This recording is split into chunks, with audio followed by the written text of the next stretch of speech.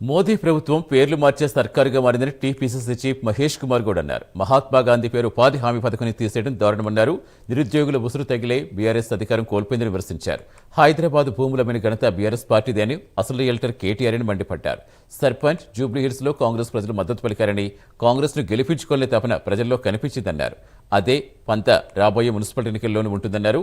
మున్సిపాలిటీల్లో Congress party majority సీట్లు గెలుచుకుంటుందని ధీమా వ్యక్తం చేశారు.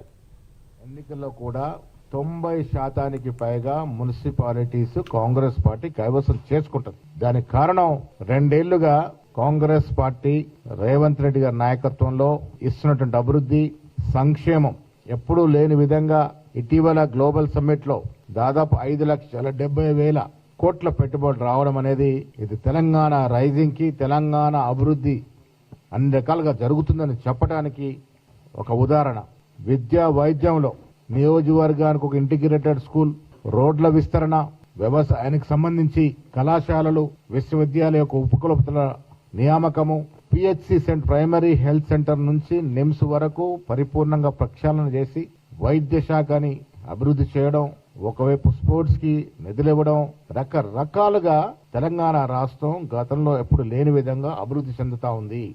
కాంగ్రెస్ పార్టీకి ప్రజల్లో పరిపూర్ణమైనటువంటి మద్దతు ఉంది, సానుకూలత ఉంది. కాంగ్రెస్ పార్టీని గెలిపించుకోవాలనేటువంటి తపన ప్రజల్లో కనబడతా ఉంది. వచ్చే మున్సిపల్ ఎన్నికల్లో కూడా 90% పైగా మున్సిపాలిటీస్ కాంగ్రెస్ పార్టీ కైవసం చేసుకుంటుంది. దానికి కారణం 2 ఏళ్లుగా కాంగ్రెస్ పార్టీ రేవంత్ రెడ్డి గారి నాయకత్వంలో ఇస్తున్నటువంటి